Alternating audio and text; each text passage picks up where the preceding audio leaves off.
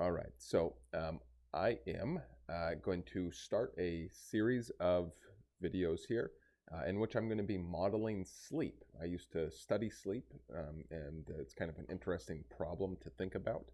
And I'm going to be modeling sleep with splines. Okay, so sleep, is obviously a time-dependent thing, and splines are one way that we can model time-dependent things. And so I thought this would be a fun little project. I'll get a few videos out here very rapidly, but then the next ones won't come until I have progressed in making videos in the statistical rethinking playlist that start to hit on ideas that I also want to incorporate here. So having said that, let's kind of get into it. So before you start anything, you probably want to install and load the rethinking package with these two codes of block here. Okay. So there's a few important things about sleep that you need to know for some of this to make sense. So I'm going to be modeling sleep in rodents, not in people. Okay.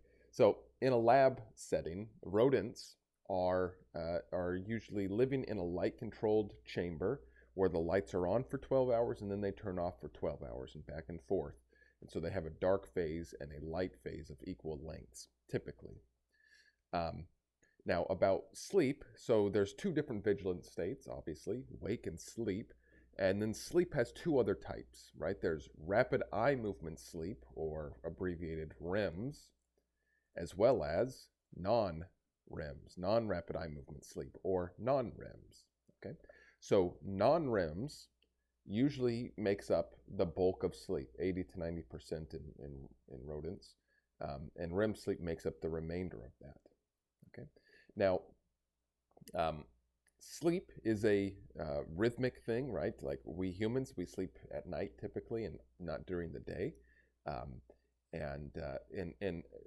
In rodents, they are nocturnal, so they're opposite. So most of their sleep is occurring during the dark phase, most of their sleep is occurring in the light phase, not in the dark phase. In the dark phase, they tend to be more active.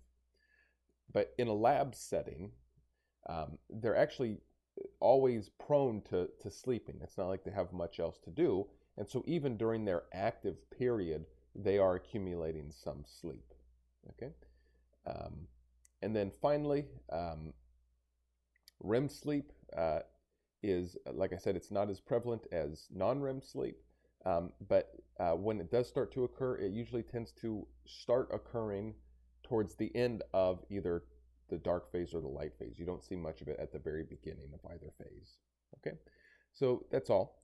So the next thing is we need to build some sleep data here, and I have code here, so you can go through the code if you want. I'll just highlight a few things here. So we are going to treat everything as though we have two groups of animals. We have group A and we have group B. And the idea is that group B has received a treatment, whereas group A has just received a placebo of that treatment. Later on, we will pretend as though group A and group B are the same group, but in condition A, they've received placebo, but then the same rats receive the treatment. So what I have is I have 24 blocks here, one for each hour, that assigns some random amount of sleep given by these parameters here. Okay, and the way that this will look is there's going to be it's 4, so it's so I've chunked this into 4 6-hour blocks, and sleep will kind of increase gradually and then start to decrease at the very end of the light phase. So the first 12 hours will be their dark phase, their active period, followed by their inactive period, or their more sleep period. So I have REM and I have non-REM and REM sleep for group A as well as for group B.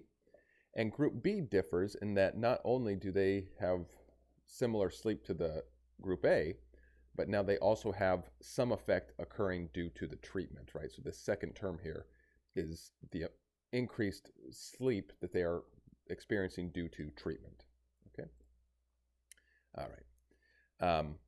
So once I finish talking about the data here, I will stop this video, but there's a few more things to talk about. So like I said, we have 24 bits. So we have 10 animals, and each of those has 24.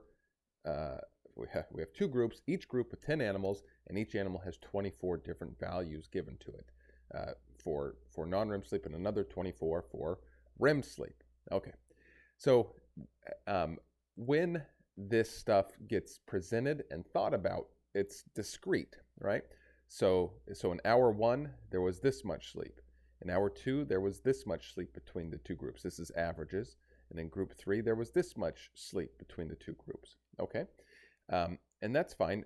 But how this usually gets depicted and even thought about, in my experience, with people that are working with this, is to treat it as though it's a continuous function of sorts, right? Where all of these lines are somehow connected. But of course, this doesn't actually make any sense because in the discrete one, it says from hour 0 to hour 1, this much sleep was accumulated. In hour 1 to hour 2, this much sleep was accumulated, okay? But by presenting it as a continuous function, if I were to go, say, to 5 hours and then to 5 hours, 1 minute, it would look as though many minutes of sleep had been accumulated. So think about that for a second, if that isn't making immediate sense. But what often happens is that this discrete function gets turned into a continuous function, and that doesn't really make sense. And so what I'm going to do instead is I'm going to make sleep a continuous function. I'm going to display it as a cumulative function, right? So I'm going to add up. I'm going to add up. If I'm here, so hour 1 will be this value, but then hour 2 will display as the sum of these 2 values, and hour 3 will display as the sum of these 3 values, and so on and so forth, okay? And so that's all I'm going to do here with this code, all right? And then if I plot it, now it kind of looks like this. So this diagonal line represents the total time elapsed, right? So anyway, but now it makes sense to think of this as a continuous function, right? Because I can go to hour 10 and then to 10 hours, 1 minute, and the difference between the heights at those points is the amount of sleep that has occurred from 10 hours to 10 hours and 1 minute, okay? Okay, and then the last thing here is I'm going to put all of the relevant things into a data frame that will be easy for us to use. And you can look at the code there, but I'm just showing the first 6 rows of that. So here I have a column for the subject. So I have subject A, B, C, D, E, F. Okay. I have the amount of non-REM sleep that they've accumulated by the first hour for subject 1, for subject 2. The amount of REM sleep. Okay.